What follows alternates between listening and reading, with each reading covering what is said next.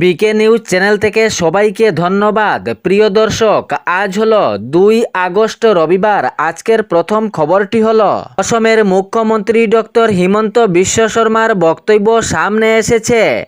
রাজ্যে যে মহিলারা অরুণোদয় প্রকল্পের আওতায় রয়েছেন তাহাদের জন্য সুখবর দিলেন রাজ্যের মুখ্যমন্ত্রী ডক্টর হিমন্ত সরকার। মুখ্যমন্ত্রী জানিয়েছেন এখন থেকে অরুণোদয় প্রকল্পের টাকা অ্যাডভান্স নিতে পারবেন।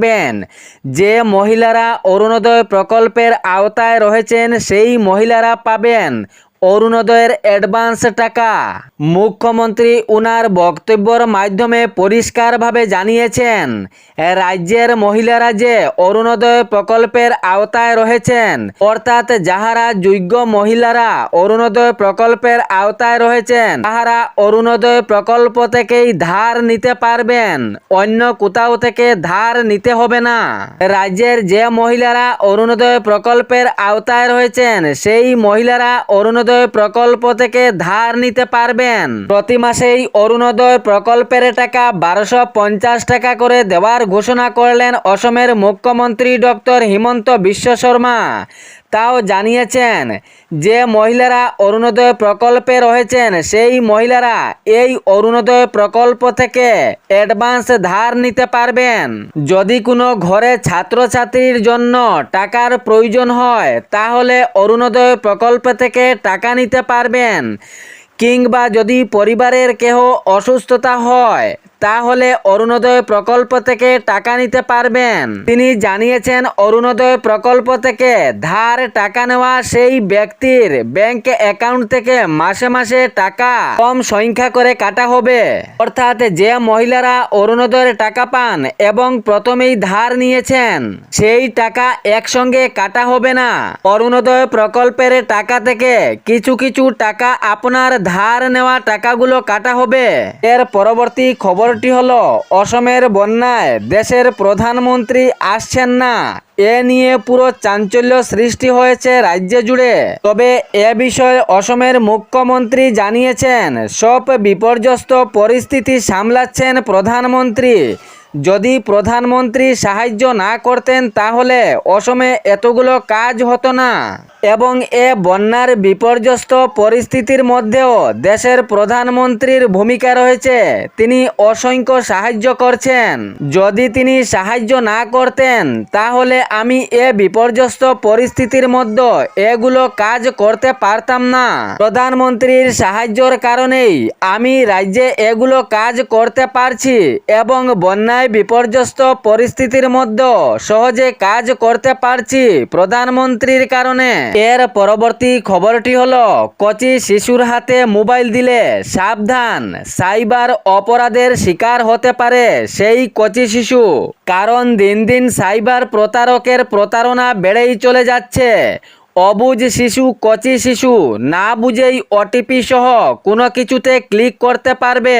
কচি শিশুর হাতে যদি মোবাইল দেওয়া হয় তাহলে মানসিক ও স্বাস্থ্য শোষণও হতে পারে, অনলাইনেও শোষণ হতে পারে সেই কচি শিশু। কচি শিশুর হাতে মোবাইল থাকলে মানসিক সহ স্বাস্থ্যেরও শোষণ হতে পারে, অনলাইনের শোষণও হতে পারে, সাইবার অপরাধেরও সঙ্গে শিকার হতে পারে। খুবই সাবধান। এর পরবর্তী খবরটি হলো যাহাদের রেশন কার্ড রয়েছে তাহাদের জন্য সুখবর। 10 আগস্ট থেকে রেহাই মূল্যের সামগ্রী দেওয়া হবে। 100 টাকার বিনিময়ে 1 কেজি মসুর ডাল, 1 কেজি চিনি দেওয়া হবে। রাজ্যে প্রায় 70 লক্ষের বেশি রেশন কার্ডের উপভোক্তারা এই সুবিধা পাবেন। আগামী 10 আগস্ট থেকে রেহাই মূল্যের সামগ্রী 1 কেজি ডাল এবং 1 কেজি চিনি। এই আওতায় রাজ্যের প্রায় 70 লক্ষের বেশি রেশন কার্ডের উপভোক্তারা রয়েছেন, এই সুবিধা পাবেন। এর পরবর্তী খবরটি হলো এখনো রাজ্যে বন্যামুক্ত হয়নি বন্যার কবলে রয়েছেন অনেক জনগণ, লক্ষ লক্ষ পরিবার ঘর ছাড়া, ত্রাণ শিবিরে আশ্রয়। ভয়ঙ্কর বন্যার কবলে পড়ে মৃতের সংখ্যাও বেড়ে ৮০। এর পরবর্তী খবরটি হলো মরিগাঁওয়ে সাইবার প্রতারকরা বিভিন্নভাবে জাল পাতিয়েছিল, লক্ষ লক্ষ টাকা উদয় করল সাইবার প্রতারকরা। তবে এ বিষয়ে পুলিশ প্রশাসনের অভিযানে ৭ সাইবারকে আটক করা হয়েছে। বিভিন্ন এলাকা থেকে সাইবার অপরাধীদের বিরুদ্ধে পুলিশ প্রশাসন অভিযান চালিয়ে কুখ্যাত ৭ সাইবার প্রতারককে গ্রেফতার করেছেন পুলিশ বাহিনী।